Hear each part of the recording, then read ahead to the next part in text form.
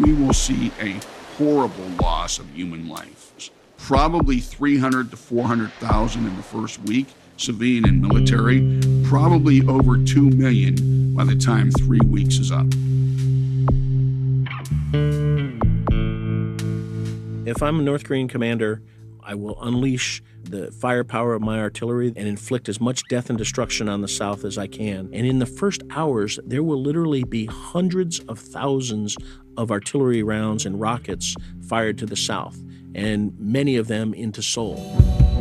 With their reserve forces of some 6 million, I think they're the fourth largest army in the world. The scenarios that could lead to war is when Kim Jong-un believes he is threatened. And this can be an external threat by a preemptive strike from the United States, by a miscalculation of alliance military moves where he thinks the regime is subject to extreme threat.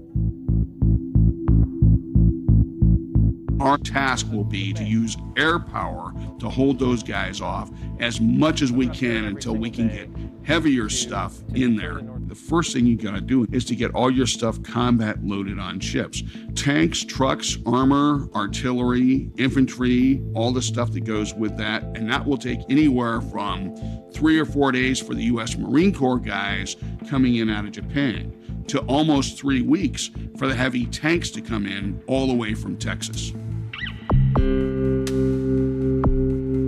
The North Koreans have about 2 to 3 weeks of stocks, ammunition, food, fuel, etc., to fight a war.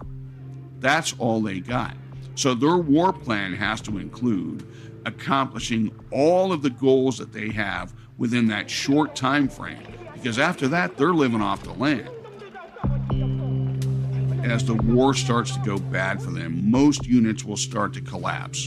Once their army starts to collapse, it's going to be a very, very rapid de-escalation of conflict.